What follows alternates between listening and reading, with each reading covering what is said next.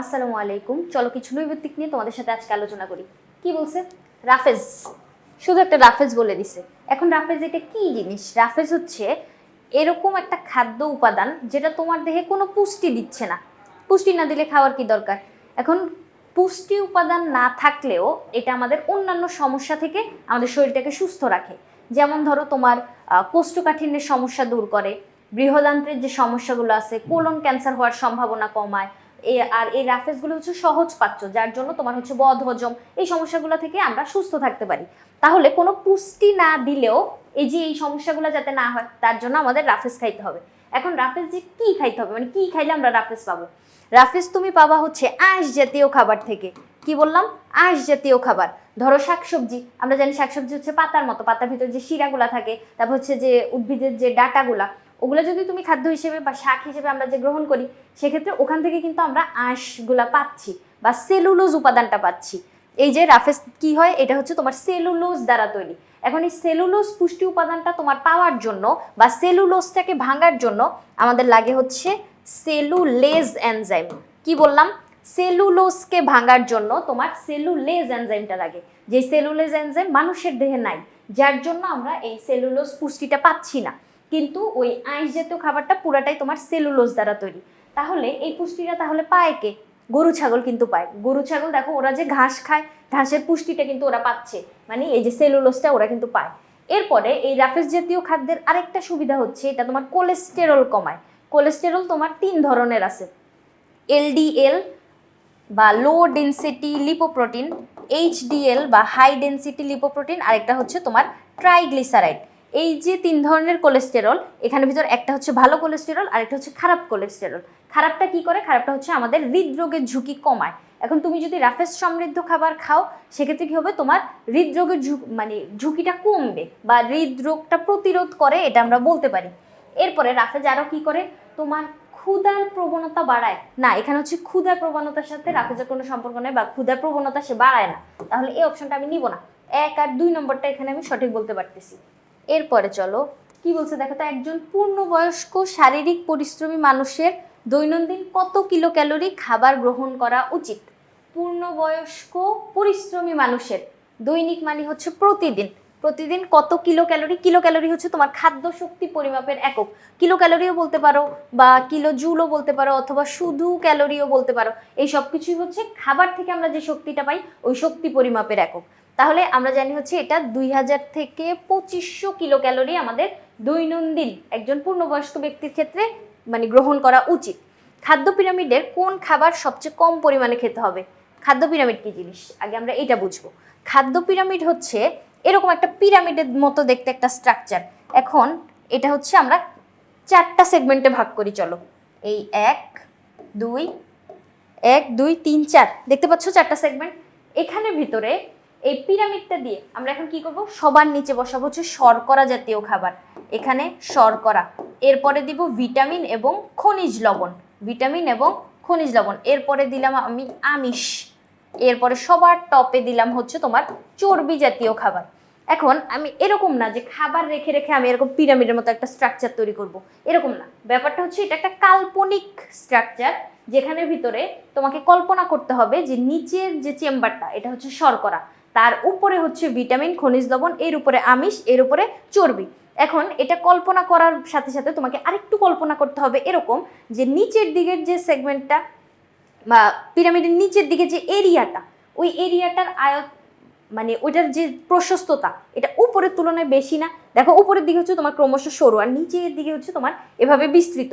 তার মানে নিচের দিকের এরিয়াটা বেশি, ক্ষেত্রফল বেশি, তার মানে তোমাকে শর্করা জাতীয় খাবার বেশি পরিমাণে খাইতে হবে। তারপরে আরেকটু সরু হয়ে গেল, তার মানে শর্করার থেকে ভিটামিন তোমাকে আরেকটু কম পরিমাণে খাইতে হবে। তার উপরে আরেকটু সরু হয়ে গেল, তার মানে তোমাকে শর্করা আর ভিটামিনের তুলনায় আমিষ আরেকটু কম পরিমাণে খাইতে হবে। এরপরে সবার চূড়ায় একদম ছোট্ট যে এরিয়াটুকু, এটা হচ্ছে আমার চর্বি বা স্নেহ জাতীয় পদার্থের জন্য, তাই না? তার মানে তোমাকে বুঝাইতে চাইছে যে স্নেহ জাতীয় পদার্থ তোমার সবচেয়ে অল্প পরিমাণে খাওয়া লাগবে। তাহলে পিরামিডটা দিয়ে, এটা হচ্ছে একটা কাল্পনিক পিরামিড, যেটা দিয়ে তুমি বুঝতে পারো যে কোন খাবার কতটুকু পরিমাণে গ্রহণ করতে হবে। তাহলে আমাকে এখানে কি জিজ্ঞেস করছে? কোন খাদ্য সবচেয়ে কম খাইতে হবে? সবচেয়ে কম হচ্ছে সবচেয়ে চূড়ার দিকের যে এরিয়াটুকু, দেখো এর দূরে নেই মাত্র। তাহলে এতটুকু এরিয়া দিয়ে বুঝেছি এই খাবারটা এতটুকু অল্প খাইতে হবে। তাহলে চর্বি জাতীয় বা স্নেহ জাতীয় খাবার, এই যে স্নেহ হচ্ছে তোমার সবচেয়ে কম খেতে হবে, শর্করা সবচেয়ে বেশি খেতে হবে, সবচেয়ে বেশি খেতে হবে, তাই না? এরপরে ভিটামিন দ্বিতীয়তে, এরপরে তৃতীয়তে হচ্ছে তোমার আমিষ। এরকম না যে শর্করাকে সবচেয়ে নিচে দিছি বলতে শর্করা সবচেয়ে অবহেলিত, না, সে হচ্ছে সবচেয়ে আরো বেশি মানে গৃহীত, কারণ শর্করা তোমাকে সবচেয়ে বেশি খাইতে হবে।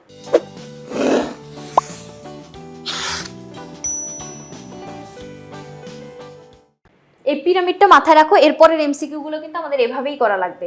এরপরে আসো, জারিন কি করতেছে, কেক চিপস খেতে পছন্দ করে আমার মতো। জারিনের পছন্দের খাবারের বৈশিষ্ট্যগুলো কি কি? এই যে চকলেট, চিপস, কেক, এগুলো হচ্ছে তোমার মুখরোচক খাবার, হ্যাঁ অবশ্যই খাইতে খুবই মজা লাগে, কিন্তু পুষ্টি উপাদান ঘোড়ার ডিমও পাওয়া যায় না। তা এরপরে অতিরিক্ত রাসায়নিক পদার্থ থাকে, হ্যাঁ এগুলো থেকে স্মেল বের হয়, মানে মজার একটা স্মেল, তারপর হচ্ছে তোমার কালারফুল হয়, এই রাসায়নিক পদার্থ ব্যবহার করে এই কাজটা করে, মানে মানুষকে বোকা বানানোর জন্য, যে যাতে দেখলেই তোমার চোখ ধাঁধায় যায়, কিন্তু খাইতে গেলে পুষ্টি উপাদান কিছুই পাবা না। তাহলে রাসায়নিক পদার্থ থাকে, প্রাণীজ চর্বি থাকে, হ্যাঁ চর্বি আমি একটু আগে বলছি না পিরামিডে যে চর্বি সবচেয়ে কম খাইতে হবে, এইখানটায় ছিল চর্বি, এই যে এইখানটায়, মানে সবচেয়ে কম খাইতে হবে, কিন্তু এই ফাস্ট ফুডের ক্ষেত্রে বা জাঙ্ক ফুডের ক্ষেত্রে এই চর্বি বেশি দেয়, প্রাণীর চর্বি দেয়, সেক্ষেত্রে এটা অবশ্যই মানে আমাদের জন্য ভালো না, জাঙ্ক ফুড কিন্তু আমাদের জন্য ক্ষতিকর। তাহলে এই তিনটা অপশনে আমি এখানে বলতে পারতেছি। এরপরে আসো, সুষম খাদ্য তালিকায় কোন উপাদানটি সর্বাধিক থাকে? সুষম খাদ্য কি, আগে এটা বুঝতে হবে। সুষম খাদ্য হচ্ছে ওই সকল খাদ্য যেখানে তোমার খাদ্যের 7টা উপাদানই পর্যাপ্ত পরিমাণে থাকে। এখন আমি কি বললাম, 7টা উপাদান, তোমরা কেউ কেউ এটার সাথে মানে দ্বিমত হইতে পারো যে খাদ্যের উপাদান না 6টা, শর্করা, আমিষ, স্নেহ, ভিটামিন, খনিজ লবণ, পানি, এই যে 6টা ছিল, আগে 6টা ছিল, কিন্তু নতুন করে আর একটা অ্যাড হয়েছে, সেটা হচ্ছে আমার রাফেজ, যেটা একটু আগে বলছিলাম যে কোনো পুষ্টি দেয় না তবুও খাইতে হবে, ওই রাফেজ সহ সবগুলা খাদ্য উপাদান তুমি যখন একসাথে গ্রহণ করতেছো ওইটা হচ্ছে সুষম খাদ্য। এখন এরকম কোনো খাবার খুঁজতে যাও না আবার যে 7টা খাদ্য উপাদান একসাথে আছে কোন খাবারে, ওইটা আমি খাবো। 7টা খাদ্য উপাদান কখনোই একটা খাবারে একসাথে তুমি পাবা না, তোমাকে হচ্ছে খাদ্য তালিকাটা এমনভাবে তৈরি করতে হবে। ধরো তুমি ভাত রাখছো, ভাতের সাথে মাছও রাখছো, শুধু মাছ খাইলে হবে না, সবজিও খাইতে হবে, সবজিটাও তুমি রাখছো, এরপরে হচ্ছে তোমাকে চর্বিও খাইতে হবে, সেক্ষেত্রে প্রাণীজ চর্বি থাকলে থাকলো, না হলে হচ্ছে তুমি চাইলে ওই যে ঘি নিতে পারো গরম ভাতের সাথে। এরকম করে তোমাকে কি করতে হবে, পুরোপুরি একটা খাদ্য মানে লিস্ট বা তোমার খাবার টেবিলটা এমনভাবে সাজাইতে হবে যেখানে তোমার 7টা খাদ্য উপাদানই থাকতেছে, তাহলে তুমি সবগুলো খাদ্যের পুষ্টি পাচ্ছ বা কোনো খাদ্যের পুষ্টি উপাদানের ঘাটতিজনিত অসুবিধা বা রোগ তোমার দেহে আর হবে না।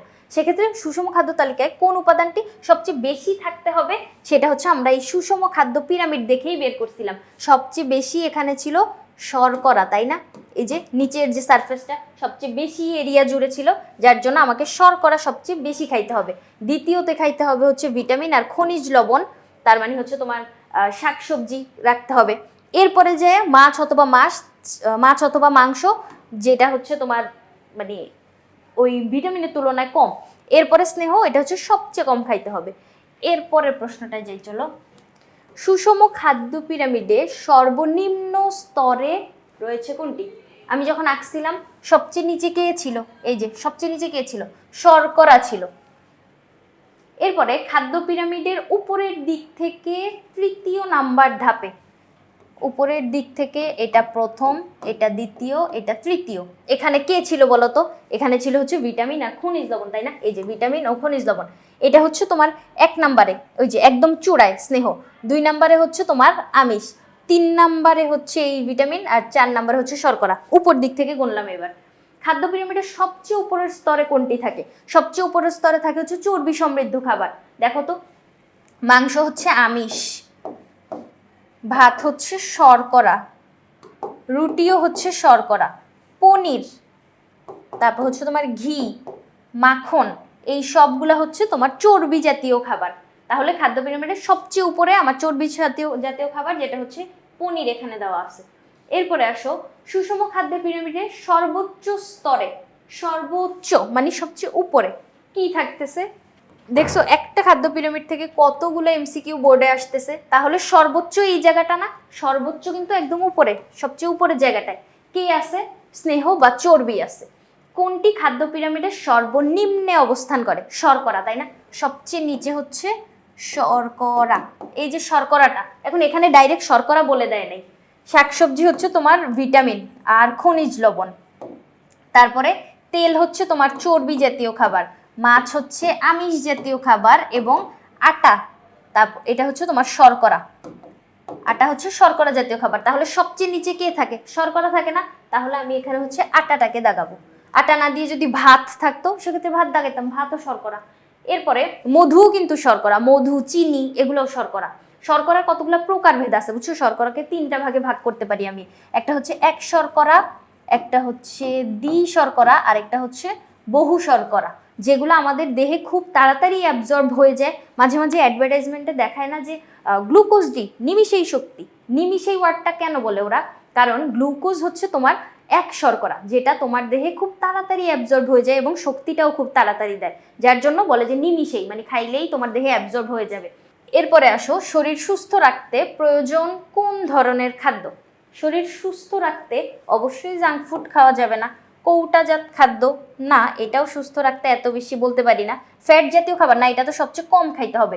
ফ্যাট খাইলেই তো তোমার দেহে হচ্ছে চর্বি জমবে, তোমার পেটে মেদ বেড়ে যাবে, এরপরে হচ্ছে স্থূল হয়ে যাবা, এবং সবচেয়ে সমস্যা তখন দেখা দিবে যখন তোমার রক্তনালীগুলোর ভিতরে যায় ফ্যাট জমা হবে।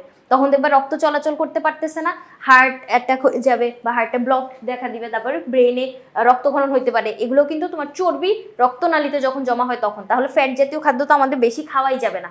তাহলে শরীর সুস্থ রাখতে প্রয়োজন হচ্ছে তোমার সুষম খাদ্য। সুষম খাদ্য কিন্তু আগেই বলছিলাম কি, যেই খাদ্যে বা যেই খাদ্য তালিকায় 7 ধরনের পুষ্টি উপাদানই আমরা পাচ্ছি। কোন খাদ্যে 7টি উপাদানই পরিমাণ মতো থাকে?